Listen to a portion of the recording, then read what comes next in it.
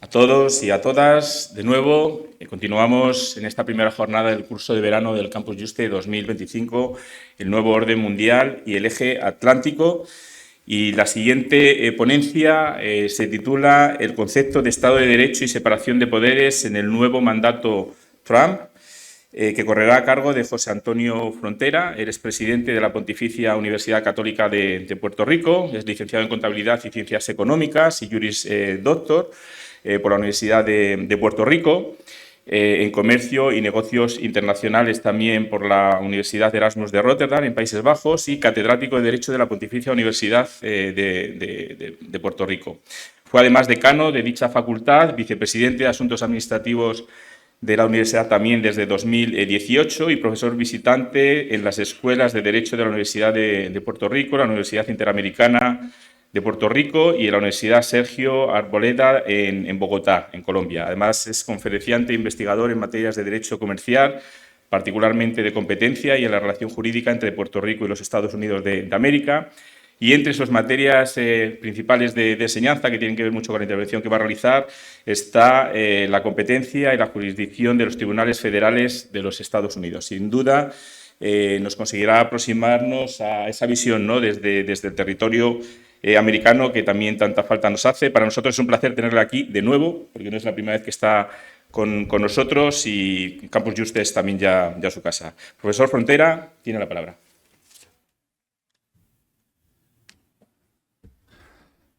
Es increíble venir a España y estar en el mismo calor tropical que en casa. Saludos a todos, es un placer de nuevo, como dice Miguel Ángel, estar aquí en este segundo año que nuestra universidad se une a este campus y a este esfuerzo educativo y poder traer un poco la visión desde los aspectos jurídicos norteamericanos. En la trova puertorriqueña existe una expresión que es el pie forzado. Y el pie forzado implica que el que canta antes de uno te deja una frase con la que tú tienes que comenzar tu canción. Bueno, pues Borrell me ha dejado unos cuantos pies forzados. Primero porque la primera columna que él señalaba en el contexto de lo que es MAGA es el fundamento de lo que yo voy a estar conversando, ¿no? ¿Cuál es la idea de Trump detrás de esta apuesta en contra de la democracia como se ha conocido hasta ahora en los Estados Unidos, y cuáles son las reacciones que ha provocado y cuál es el rol de control que el Congreso y el Tribunal en su momento tendrán que ejercer y tristemente pues por malamente ejercido hasta ahora, ¿no?, en lo que ha sido esta primera mitad de año, pero hacia dónde va y algunos elementos de lo que él planteó también sobre el privilegio americano. ¿Cuál es la visión de privilegio americano que vemos los que estamos en el contexto político operacional de los Estados Unidos? Como ustedes saben, Puerto Rico es un Estado libre asociado de los Estados Unidos, lo que quiere decir que somos un territorio colonial de los Estados Unidos en el cual no tenemos representación política directa, pero que estamos sujetos a todas las decisiones, normas y políticas que el gobierno de los Estados Unidos establece. Así que dejemos eso puesto de base. Lo segundo, para que podamos entender adecuadamente el tema, hay que mirar que la estructura del gobierno de los Estados Unidos, la estructura constitucional del gobierno de los Estados Unidos, opera a la inversa de la estructura constitucional de la mayoría de los países, incluido España. ¿A qué me refiero? En el reparto de competencias, en este modelo, en el modelo de aquí, existe primero el Estado Nacional, y el Estado Nacional transfiere competencias a las unidades que lo componen. En el sistema americano, el diseño es a la inversa. Como las colonias existen primero, cuando digo las colonias me refiero a las primeras 13, como las colonias existen primero y las colonias deciden agruparse en un modelo federal, la transferencia va de las colonias hacia ese nuevo gobierno, lo que implica que los poderes limitados no son los de los componentes internos, sino que los poderes limitados son los del Estado Nacional. Y eso nos dice, para ver, ¿cómo que los poderes limitados son los del Estado Nacional? Pues sí, la Constitución de los Estados Unidos en su diseño dice que estas competencias específicas se trasladan al gobierno federal, que es el que conocemos ahora como el gobierno nacional. Y esas competencias están delimitadas en la estructura misma de la Constitución. ¿Cómo? Pues si ustedes han visto o miraran el texto constitucional de los Estados Unidos, se darían cuenta que el primer poder que se establece es el poder legislativo. ¿Por qué? Porque al establecer el poder legislativo, que es el de representación directa del pueblo, yo delimito las áreas sobre las que ese poder se puede ejercer y legislar. Si no está en esa lista, el gobierno federal no tiene autoridad sobre ese tema. Definidos cuáles son los temas sobre los que puede legislar, entonces establezco el Poder Ejecutivo. Y al Poder Ejecutivo le digo, tu autoridad se extiende sobre aquellas mismas competencias sobre las que legislas. De tal manera que las puedas ejecutar. Si te dejo legislar, pero no te dejo ejecutarlas, ¿para qué te las doy? ¿No? Y en tercer lugar, entonces la creación de los tribunales federales, que son tribunales de jurisdicción limitada. El derecho privado en los Estados Unidos no es un derecho nacional. El derecho privado en los Estados Unidos corresponde a cada uno de los estados y a cada uno de los territorios. Por lo tanto, la autoridad de los tribunales federales queda limitada por la propia Constitución. Incluso el control constitucional. ¿Okay?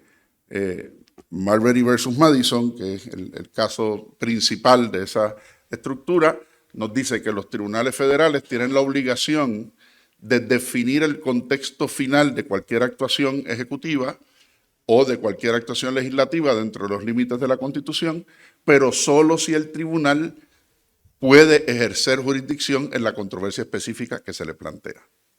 Así que no existe el control constitucional directo, el tribunal no puede intervenir motu propio en ninguna controversia, uno, y dos, la competencia del Tribunal Supremo de los Estados Unidos en materia constitucional es siempre una competencia apelativa.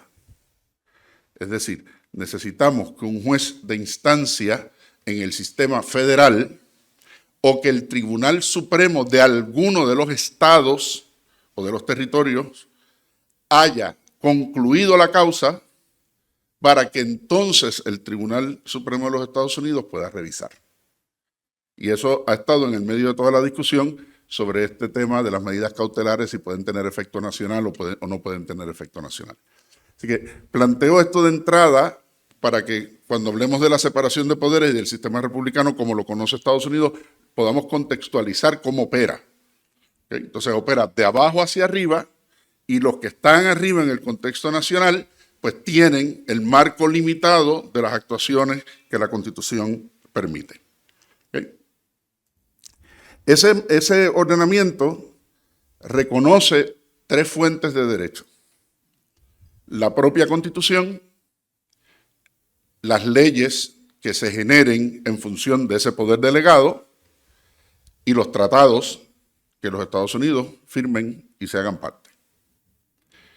Y uno dice, ¿y las órdenes ejecutivas entonces? ¿De dónde salen?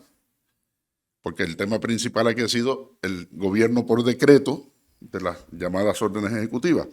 Para que tengamos una idea, en los primeros 100 días, Trump firmó 143 órdenes ejecutivas. Ya superamos las 160. Por cierto, esta semana bromeó con que iba a firmar una orden ejecutiva para que el soccer en Estados Unidos dejara de llamarse soccer y se llamara fútbol como en el resto del mundo. Esa fue la última al final del juego del Chelsea con el PSG. A ese nivel llegamos, para que tengan una idea. Pero ha firmado más de 160 órdenes ejecutivas. ¿De dónde sale la autoridad para firmar esas órdenes ejecutivas? Bueno, el Tribunal Supremo ha reconocido que como el artículo 2 de la Constitución establece que el Poder Ejecutivo estará conferido al presidente y que por lo tanto en las competencias que tiene la capacidad de decir cómo se van a ejercer y cómo van a operar las agencias de gobierno y cómo van a implementar la legislación aprobada, pues que las órdenes ejecutivas tendrán el valor que corresponda dentro de ese nivel. Y aquellas que estén válidamente emitidas dentro de ese contexto tendrán fuerza de ley.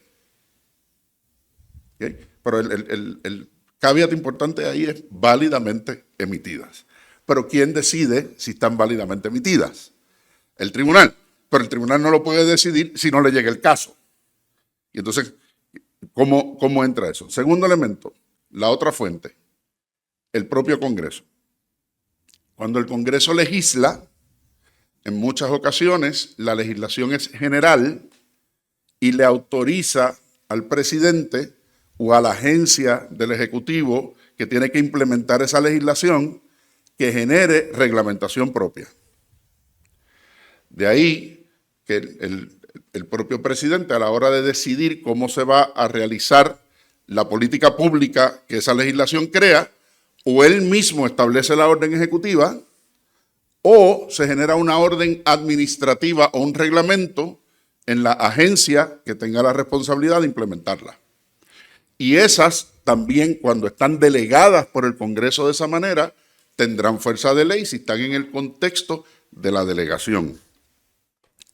Tienen que publicarse en un registro, como pasa aquí con el Boletín Oficial del Estado, que se llama el Federal Register, y están sujetas a control judicial como cualquier otro elemento de acción legislativa. Para yo poder cuestionarlas en el tribunal, tengo que tener entonces legitimación activa.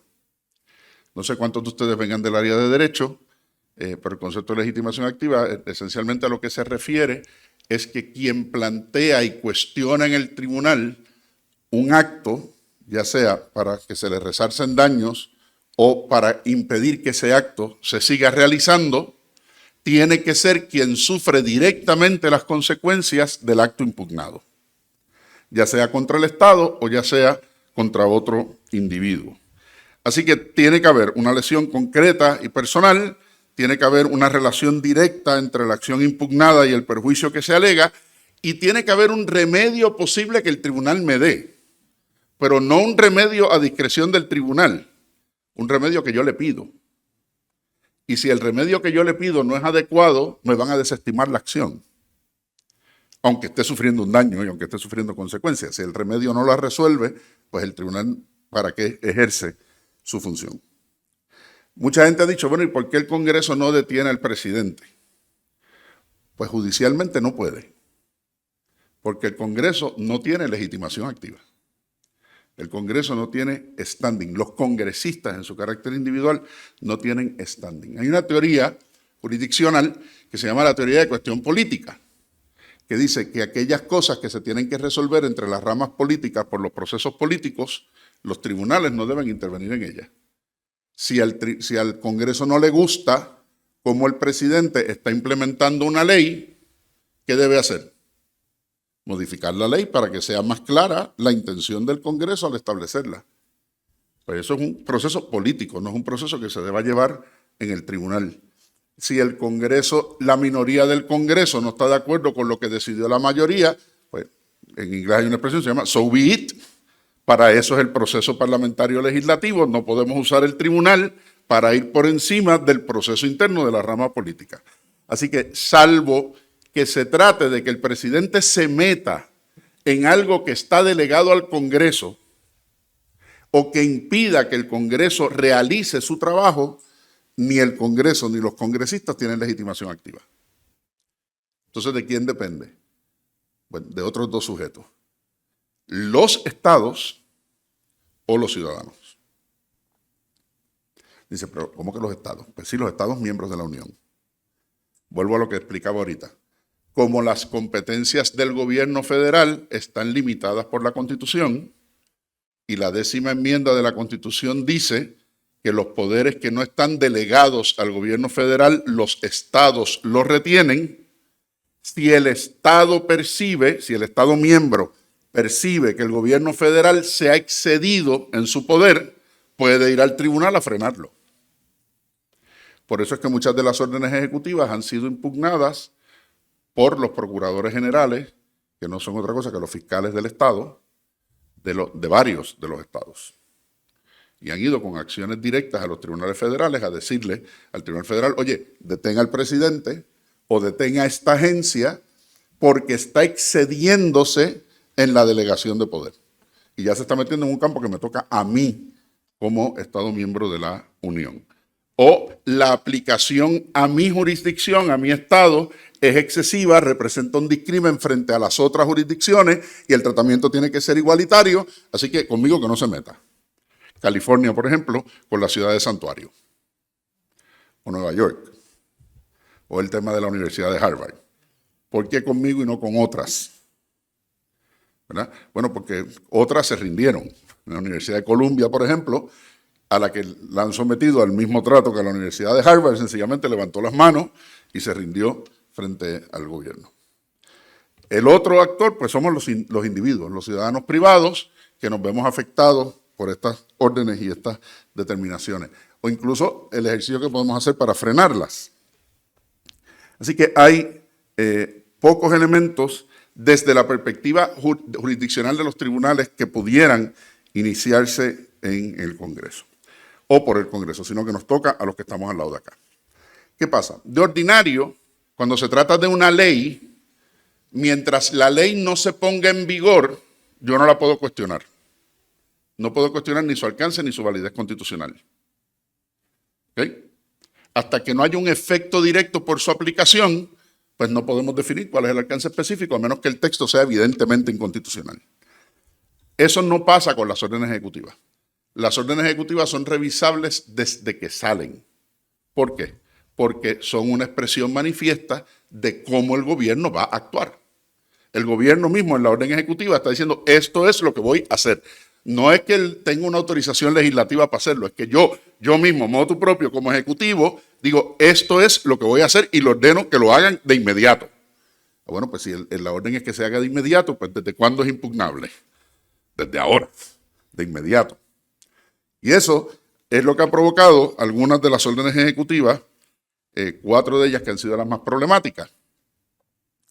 La restricción de la ciudadanía por nacimiento, por ejemplo, una violación, se entiende como una violación a la enmienda 14, voy a entrar un poquito más en detalle de ella, la designación de ciertos carteles como organizaciones terroristas para justificar aplicar una ley del 1700 a personas que se entiende afiliadas a esos carteles por alegar entonces que son enemigos y traición.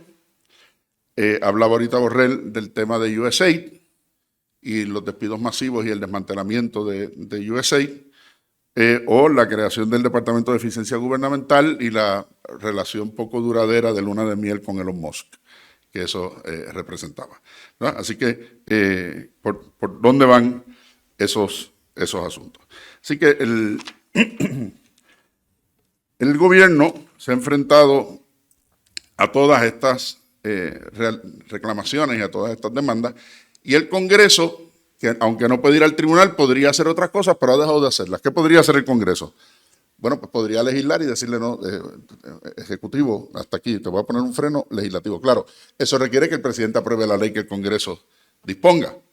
Y si no la aprobara, pues irle por encima con un veto con una votación extraordinaria que vaya por encima del veto ejecutivo. Acabamos de ver, antes las 3B significaban bueno, bonito y barato, ahora quieren decir Big Beautiful Bill, que se aprobó de línea partidista en el Congreso de los Estados Unidos, y créanme, el Big Beautiful Bill termina siendo bueno, bonito y barato para todo el mundo, menos para quien tiene que serlo. Segundo, una cláusula importante, que es que el spending power, el poder de gasto, el poder de bolsa, lo tiene el Congreso, no lo tiene el Ejecutivo. Quien dispone cómo se gasta el dinero público es el Congreso. Y el presidente no puede destinar el dinero a otra cosa. La pregunta es, y es lo que está pasando con el Departamento de Educación Federal, por ejemplo, o con las agencias federales de investigación como NSF y NIH, si puede decidir no gastarlo. Y al no gastarlo, violentar el mandato legislativo de que esas cosas se hagan. Así tú me dices que las hagas, me diste dinero para hacerlas, pero yo sencillamente decido que no lo voy a hacer. Vistas de supervisión y de rendición de cuentas, en estos días ha habido varias en esa discusión. Y lo otro es que el Congreso tiene el poder de alterar la jurisdicción del tribunal. Así que podría modificar qué casos se llevan ante el tribunal y en qué circunstancias ante los tribunales federales o incluso establecer normas procesales para algunos de esos casos y ajustar lo que ha estado ocurriendo. Vamos a mencionar algunos de los casos y los problemas que han traído. Bueno, ¿a dónde se extiende el poder del gobierno federal cuando está bien hecho? Pues a todos los Estados Unidos. Por lo tanto, una orden ejecutiva del presidente, ¿dónde va a tener efecto? En todo Estados Unidos. Si se impugna en un tribunal, detener el impacto de esa orden, ¿a dónde debiera aplicar? Pues a todo Estados Unidos. Así era hasta el mes pasado. Así era hasta el mes pasado. Hasta el mes pasado, precisamente el 25 de junio de este año, los tribunales federales, existe una cosa que se llama escrutinio estricto, es decir, que cuando el gobierno federal emite una legislación o realiza una actuación que va a intervenir con derechos fundamentales del individuo, el gobierno tiene el peso de la prueba de demostrar que no hay una forma menos onerosa de hacerlo. Y como tiene el peso de la prueba, hasta que no lo demuestre, yo podía detener esa actuación. Y se entendía que como los jueces federales ostentan el poder judicial de los Estados Unidos, que se extiende a todo el país, y que las actuaciones federales se extienden a todo el país, cuando un juez federal las detenía, el impacto debía ser ¿dónde? En todo el país.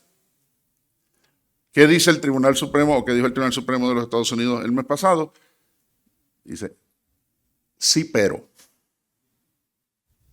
Entonces cambió el orden de los factores.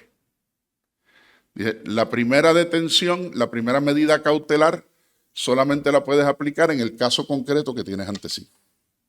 Si el caso lo llevó uno de los estados, pues se detiene esa actuación del gobierno federal, ¿dónde? Para todo ese estado. Pero si el caso lo llevó un solo individuo, el efecto de la medida cautelar es solo para ese individuo. Hasta que no le des la oportunidad al gobierno federal de explicar qué pretende hacer. Si cuando te lo explique tú entiendes que entonces hay un daño previsible, racional, inevitable, que la única manera de sostenerlo es con una orden de paralización, entonces puedes emitir esa orden. Porque ya vas a haber decidido parcialmente en los méritos el alcance constitucional del acto. Y eso ya es revisable por nosotros. ¿Por qué? Y aquí hago una distinción que quizás ustedes no la conocen. En el sistema de los Estados Unidos operan dos sistemas judiciales paralelamente. Está el sistema propio de cada estado y está el sistema federal. Por eso cuando dicen, un juez federal en Massachusetts, pues no es que ese juez sea de Massachusetts, es un juez del Tribunal de los Estados Unidos, del Tribunal Nacional. Lo que pasa es que tiene su sede en Massachusetts. Y en el sistema federal, los jueces de instancia, que es lo que llamamos jueces de distrito, no generan precedente. El precedente se genera a nivel del apelativo para todos los distritos que están bajo ese apelativo. Y a nivel federal, entonces, cuando el Tribunal Supremo de los Estados Unidos decide, pues lo que decida se aplica a todos los circuitos y a todos los distritos. Entonces dice el Tribunal Supremo en su racionalidad, hasta ahora opuesto a lo que en 250 años hemos aprendido y lo que yo enseñaba hasta el semestre pasado, decía, no, como ese tribunal no sienta precedente para todo el mundo, tampoco puede establecer una orden que detenga para todo el mundo. Al menos no de entrada. Así se paralizó la orden de la ciudadanía. ¿De dónde viene el asunto? Pues antes de la guerra civil de los Estados Unidos, usted era ciudadano de los Estados Unidos porque era ciudadano de un estado. Cuando termina la guerra civil y se abole la esclavitud, ¿cómo yo me aseguro que los estados le den ciudadanía a los que antes no eran ciudadanos? Pues le quitó el tema a los estados. Y la enmienda 14 eleva a rango nacional, federal, el tema de la ciudadanía. Entonces ahora la ciudadanía la otorga el gobierno de los Estados Unidos, no la otorgan los estados. ¿Cómo yo garantizo eso? Bueno, pues todo el que nació en suelo americano es ciudadano americano. Y por eso el concepto de natural, todo aquel que sea natural de los Estados Unidos, ¿qué implica ser natural de los Estados Unidos? Haber nacido en su territorio. Y por eso se habla del concepto de naturalización. Cuando una persona se naturaliza, ¿qué está diciendo? Yo quiero ser ciudadano de aquí. Pero como no nací aquí, tengo que tener una vía alterna para poder pedir la ciudadanía. ¿Okay? Y de ahí es que viene ese concepto de natural versus naturalizado. ¿Okay? Así que era independiente del estatus de los padres. Porque los hijos de los esclavos pues no podían ser ciudadanos solo si sus padres habían sido ciudadanos también, porque no lo eran, ni tenían la posibilidad de serlo. Ahora lo que está diciendo Trump es aquellos que hayan recibido la nacionalidad porque nacieron aquí, si sus padres no estaban aquí legalmente, esa ciudadanía no se adquiere. Pero eso no es lo que dice el texto constitucional. Problema, que eso nunca se ha interpretado. Y como no se ha interpretado, ¿a quién le toca interpretarlo? Al tribunal. Pero el tribunal no lo puede interpretar hasta que no tenga un caso concreto delante suyo.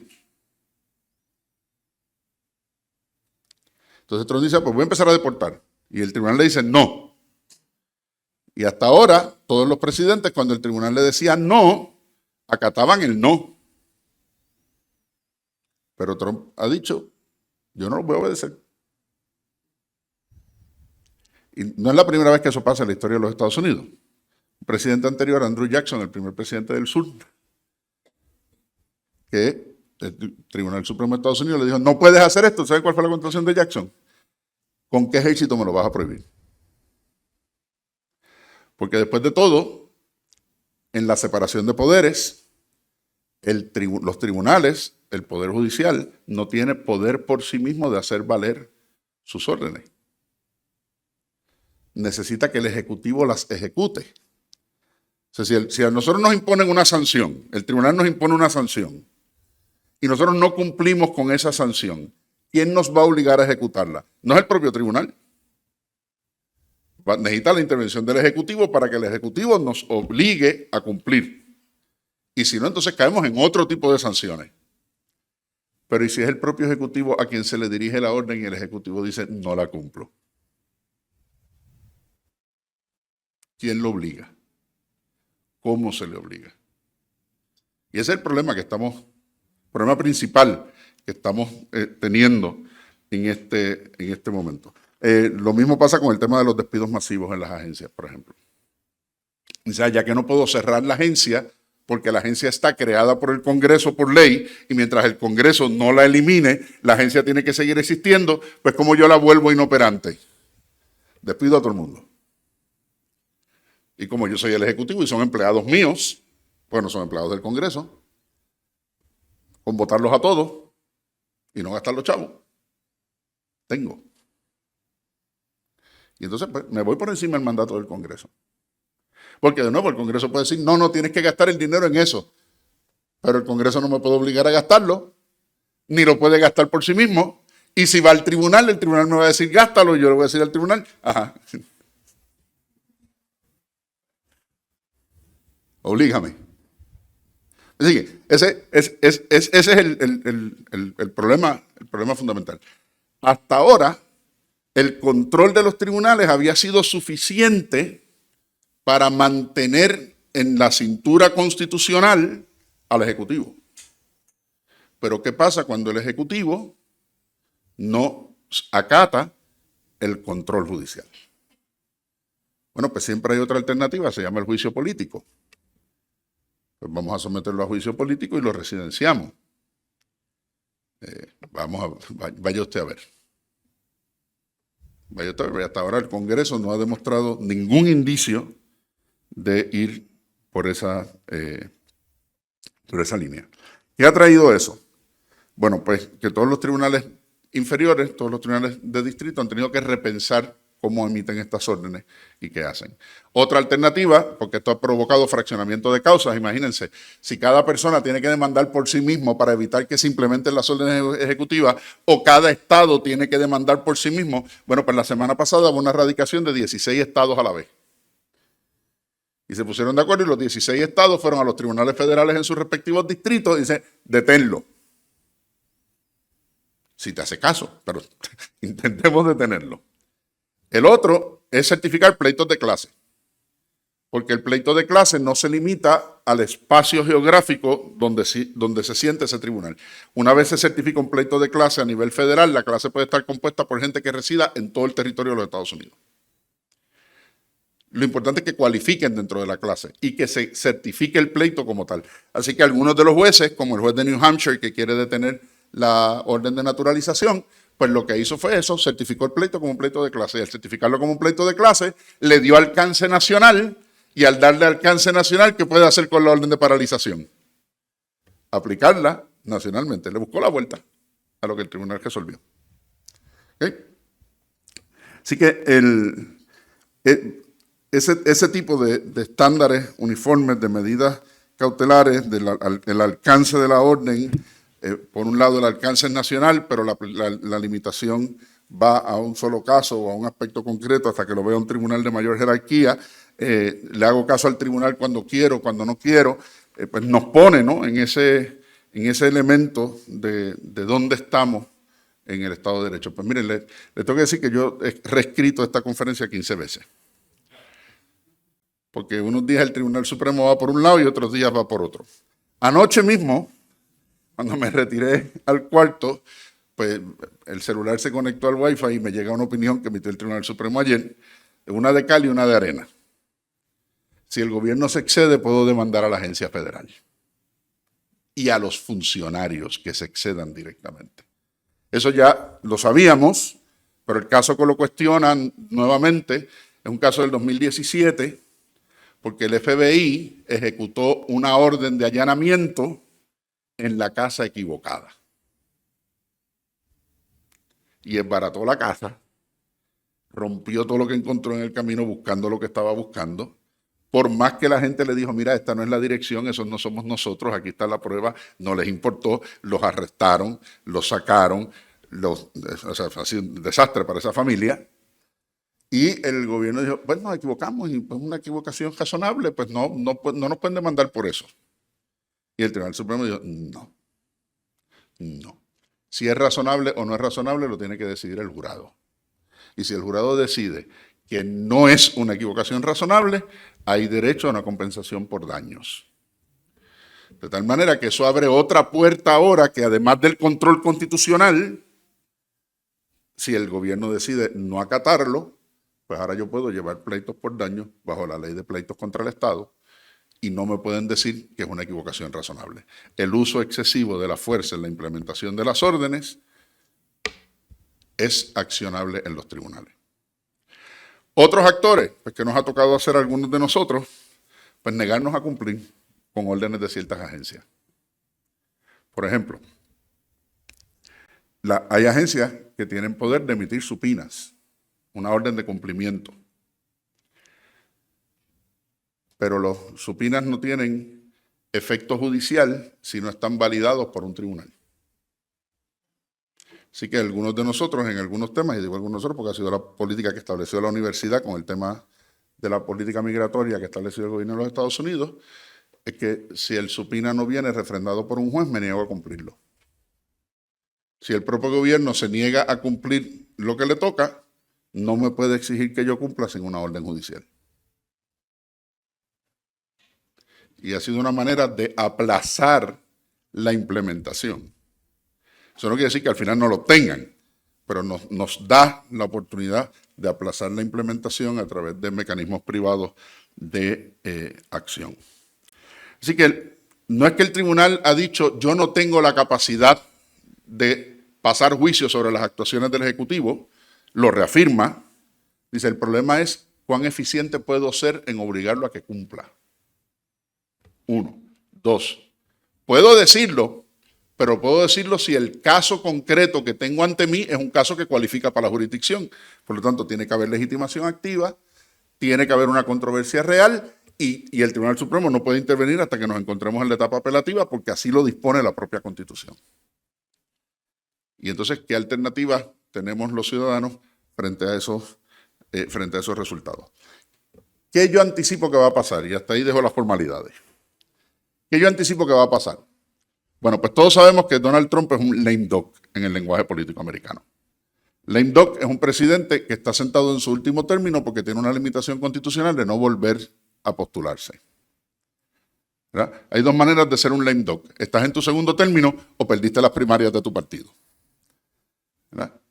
Lo segundo, pues pasa bien tarde en el cuatrenio y tú pues aguantas las consecuencias en los últimos 2 años. En el caso de Trump, eso lo sabemos de entrada.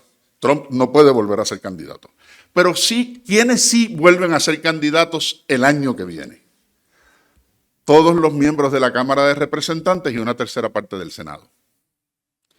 Porque aunque las elecciones presidenciales son cada 4 años, las elecciones a la Cámara son cada 2 y las elecciones al Congreso son cada 6 en escalones de 1/3. Así que el año que viene ocurre lo que llamamos el midterm election, y el midterm election implica que toda la Cámara de Representantes va a elecciones y una tercera parte del Senado. Que no todos los estados tienen cambios legislativos y gubernamentales a la vez que el ciclo electoral federal. Lo que quiere decir que hay estados que tienen elecciones este año. Uno de ellos, Virginia, que es muy importante porque 2/3 partes de la población de Virginia, ¿para quién trabajaban? Para el gobierno federal. Y se acaban de quedar desempleados por las medidas que ha emitido el presidente. Lo que quiere decir que puede haber un cambio electoral en Virginia. Y va a haber un cambio electoral en varios distritos que van a elecciones también, sobre todo de candidatos que han dicho no vuelvo. En ese tema político, pues no debemos perder de perspectiva lo que acaba de hacer Elon Musk.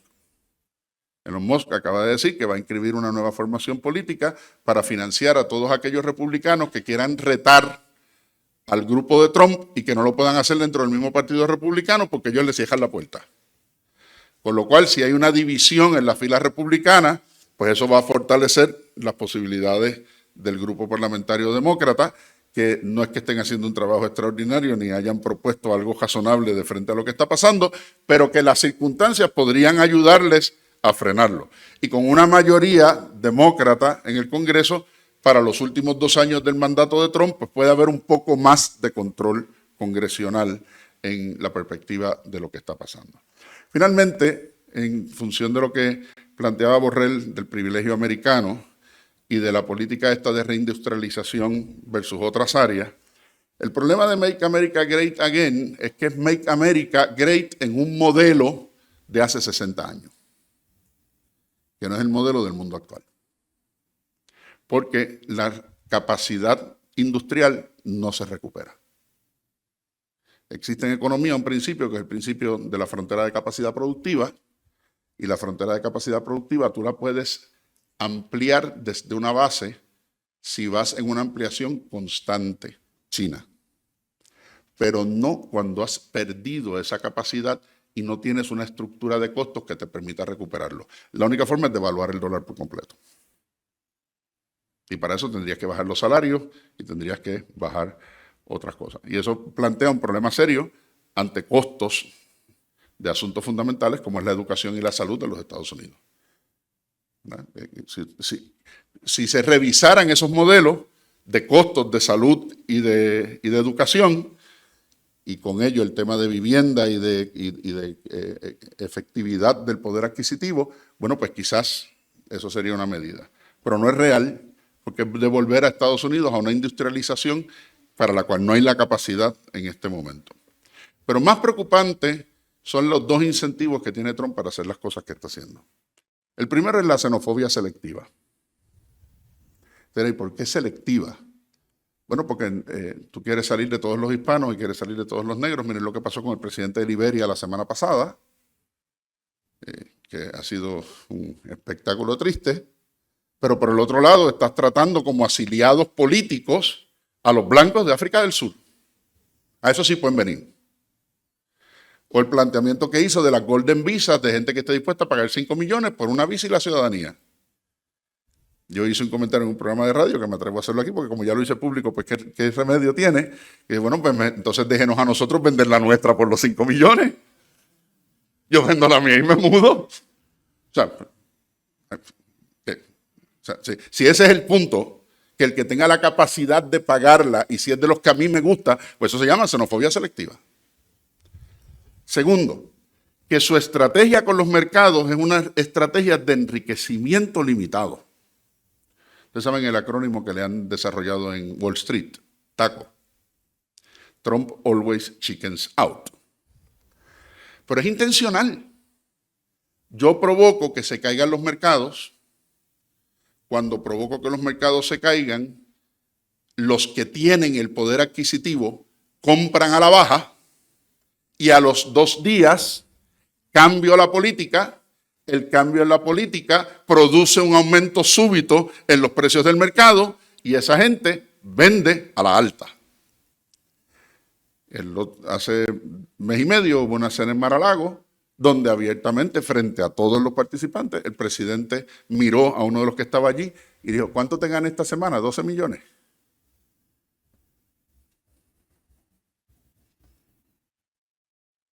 Entonces, no pensemos, yo lo comentaba ahorita, que la gran ironía de esto es una clase media que se siente oprimida, pero que elige como presidente al representante máximo del funcionamiento de la clase opresora.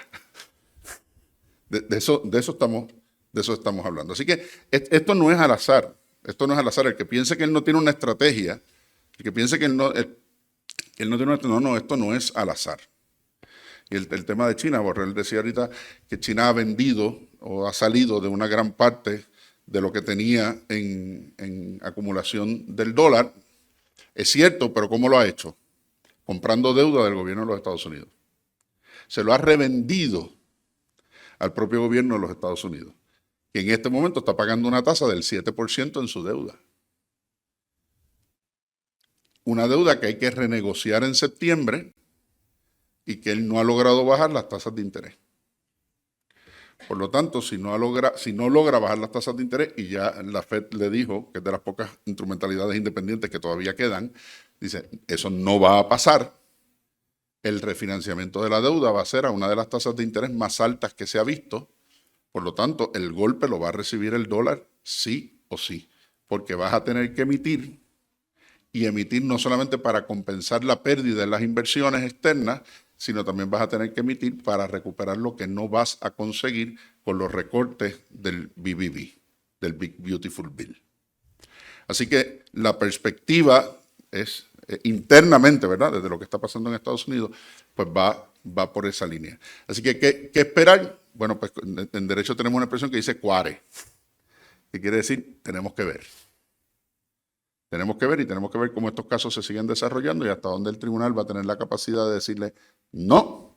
Y si le dice que no, que el caprichoso no se lleve las bolas y el bate y para el juego y que diga, no, pues sigo dispuesto a jugar porque estas son las reglas del juego.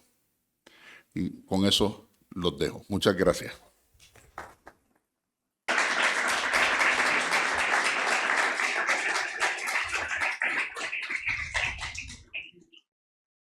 Muchísimas gracias, profesor Frontera, por su exposición y por traernos también a la mesa un tema tan complejo, ¿no?, que a veces nos cuesta entender. Lo hablamos ayer también en la cena, ¿no?, porque es necesario conocer ese sistema, ¿no?, del Estado de Derecho y la separación de poderes que existen en Estados Unidos, que es tan diferente mirada desde la perspectiva nacional nuestra, pero como hablábamos ayer también se podría hacer la comparativa desde la perspectiva europea, donde son los estados los que ceden competencias, en este caso a un organismo internacional como es la Unión Europea. En este caso hablamos de Estados Unidos como un estado federal en el que los propios estados han cedido las competencias, ¿no?, y todas las trabas que ello implica con una figura que está ahora mismo en el poder como es Donald Trump, que digamos ha roto las reglas del juego, por decirlo de alguna manera. Tenemos unos 8 minutos para las preguntas. Veo ya algunas manos levantadas, así que, por favor, damos el micrófono aquí adelante. Y si desde aquellos que nos estén siguiendo online queréis hacer alguna pregunta, es el momento de hacerlo también.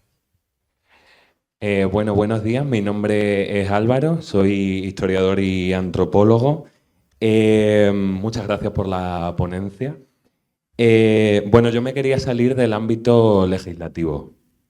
Usted, siendo de Puerto Rico, a lo mejor conocerá que allí hay un movimiento popular que quiere que Puerto Rico vuelva a pertenecer a España. Estoy consciente. Está encendido. Estoy consciente. Sí. ¿Cómo de fuerte es ese movimiento en Puerto Rico? ¿Qué opinión tiene usted de él? ¿Y qué futuro cree usted que le depara a Puerto Rico? ¿Dependencia de Estados Unidos, dependencia de Unión Europea o independencia completa? ¿Tengo 40 minutos otra vez? No, en primer lugar, no ha habido un sondeo formal sobre por dónde va esa idea, pero esa idea no es nueva.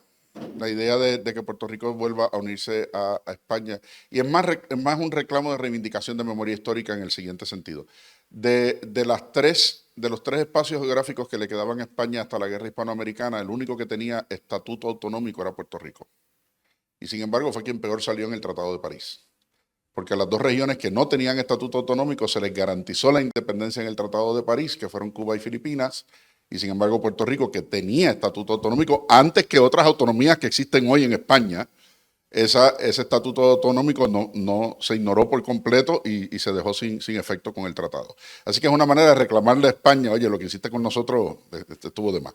En sondeos informales alcanza un 13% de intención popular, lo que supera el 6% que tiene la independencia en este momento. Una contestación sencilla de tu último planteamiento, ¿hacia dónde vamos? Problema, el nivel de dependencia económica que se ha generado en Puerto Rico ha provocado que los puertorriqueños quieran la estadidad, es decir, incorporarse a los Estados Unidos como un estado más, por un elemento de subsistencia. Problema con esa técnica, que mientras más tú dependes, menos te quieren adentro, porque no eres capaz de costear tu propia presencia en el ideario americano. Segundo, y esto porque lo sabemos, porque cada vez que ha habido un proyecto en el Congreso que diga que cualquiera de las alternativas de estatus sea autoejecutable, si eso incluye la estadidad, es el poison pill, se acabó la medida. Y lo segundo es porque Puerto Rico tendría más representación en el Congreso que 8 estados miembros actuales. Porque por la población nuestra tendríamos 6 representantes a la Cámara y los 2 senadores que son fijos para todo el mundo. Eso obviamente pues plantea un problema para ciertos grupos políticos, particularmente si se estima que la mayoría de los puertorriqueños serían demócratas y eso provocaría un cambio automático irreversible en la política congresional. Yo no estoy tan seguro de eso último, porque como han estado votando los puertorriqueños que se han ido a los Estados Unidos en las últimas elecciones, en Florida, por ejemplo, el 54% de los puertorriqueños favoreció a los republicanos. En Connecticut fue a la inversa, ¿verdad? Así que depende también de dónde están y la política local. Así que ahí todavía ese es un tema que lo discutimos en Puerto Rico como si fuera el fin del mundo, pero que en Estados Unidos realmente no hay ningún interés de discutirlo, porque mientras mantengan el status quo ni les cuesta más ni les cuesta menos y siguen sacando de la isla todo lo que sacan todos los días. Por cierto, estoy consciente de que algunos de estos comentarios pueden provocar que no me dejen entrar de vuelta, así que si alguno me quiere exiliar, estoy disponible. Muchas gracias, profesor. Esperemos que no sea el caso. ¿Alguna otra pregunta por parte del público? Sí, allá atrás, por favor. Buenos días, soy Rodrigo, alumno de doctorado. Muchas gracias por su intervención. He hablado sobre el tema de la ejecución de sentencias en Estados Unidos y la combinación que tiene que haber entre los dos poderes. ¿Conoce usted y nos puede explicar cómo es el reconocimiento y ejecución, ya sea de sentencias internacionales dentro de los Estados Unidos? Gracias. Sí, el mecanismo que llamamos del exequatur, que implica entonces que yo tengo que llevar esa sentencia a un tribunal local del estado donde se va a ejecutar, no a los tribunales federales.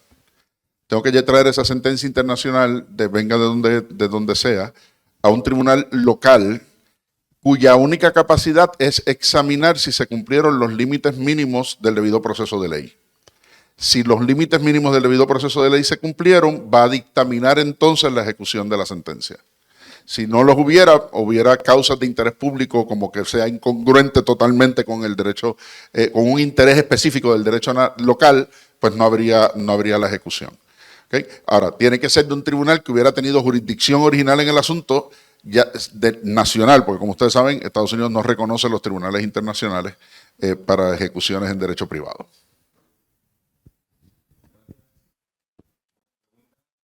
Sí, aquí adelante tenemos otra más. Tenemos 2 minutos 50 todavía, creo que da tiempo. Eso dices tú.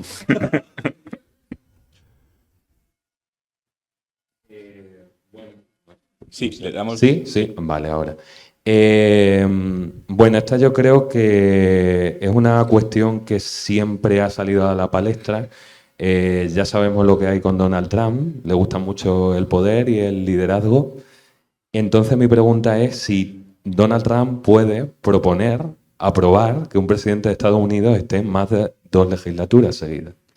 No, necesita una enmienda constitucional. Para conseguir una enmienda constitucional necesita una mayoría extraordinaria en el Congreso y que al menos la mitad de los estados lo ratifiquen, y eso no va a pasar.